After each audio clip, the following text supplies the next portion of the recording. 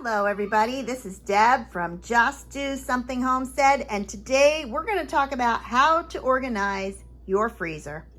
We actually have 3 different full-size freezers. We have this chest freezer that holds the bulk of our meats, but we also have 2 upright freezers.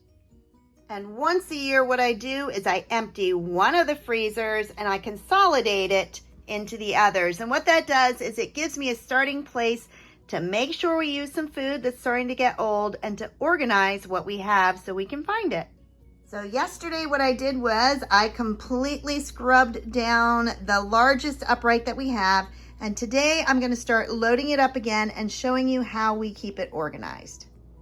Now this is what it looks like, all cleaned out, all scrubbed and raring to go. Now today is the perfect day for doing this because it's warm. Typically you wait until December and you're gonna freeze your hands off, but today it's not too bad. Now the way that I organize my freezer may not be the same way you organize yours. It completely and fully depends what it is you have to store. Notice that the second shelf I have in here is actually upside down. That is done on purpose. Now these are very easy to turn over, but the reason I do that is that I utilize baskets.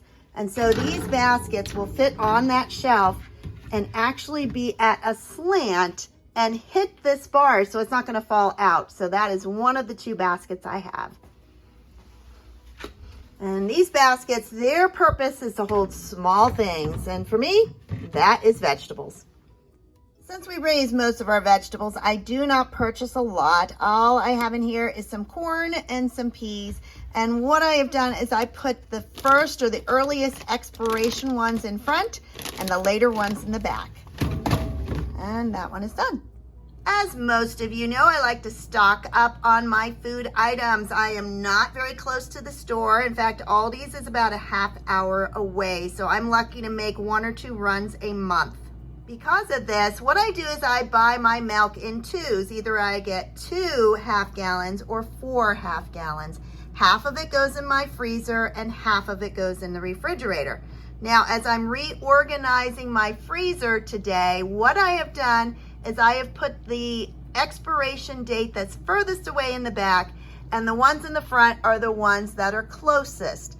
Now you will see it says October 25th.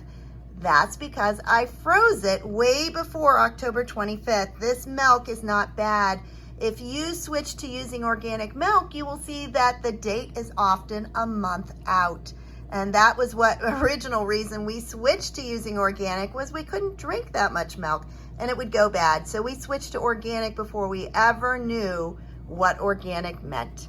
With just Jim and myself, we only use one of these a week. So this is 8 weeks worth. I'm leaving the other side of the top shelf open to fill it up with more. And as you can see, I've used a lot. I made some pies, coconut custard pies over the holidays, so I need to restock.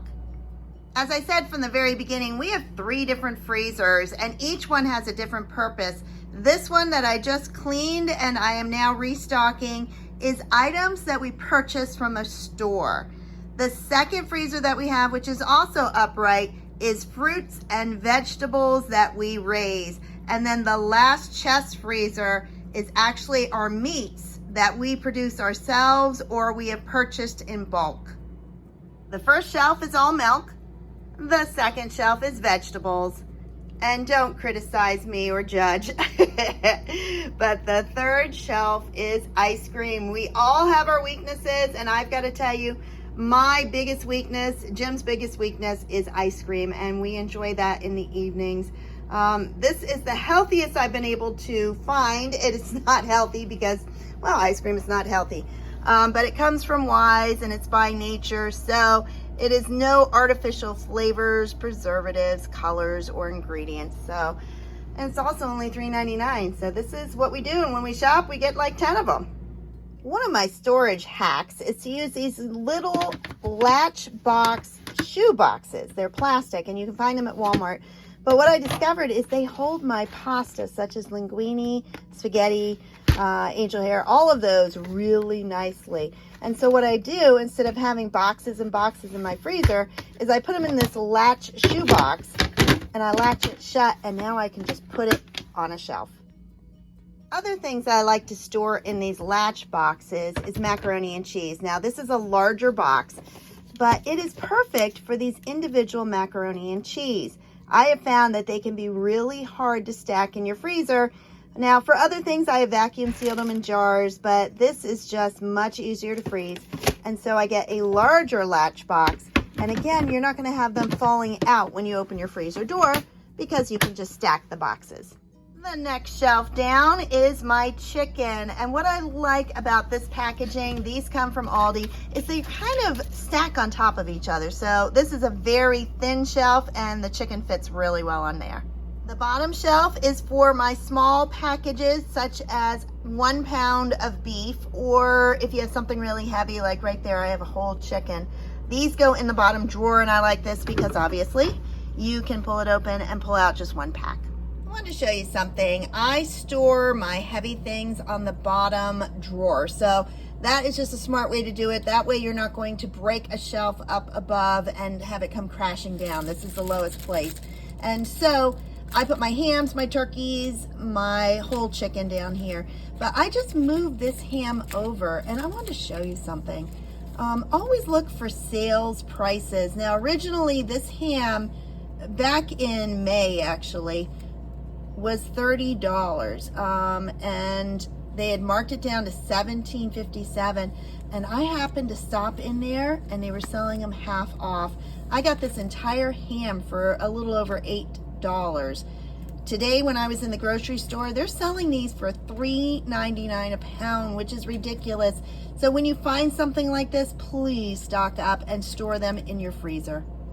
My door is really pretty skimpy right now. Typically what I have on here is, obviously I put my cheeses and I put that across that one. My sliced cheeses, normally I have some butter up there. Aldi's has been out of butter, so I do not have any organic butter. Things like hot dogs, sausage, and then miscellaneous, anything that needs a small space. And the very last thing I always put into my freezer is gallons of water. Now you do not want to fill them all the way up because it will expand, so probably about 3/4 of the way up. And I put this little on NDH2O. That means non-drinking water, so that if something happens, you lose electric. If you have to, you can drink it. But this is mostly for washing dishes, bathing, flushing toilets.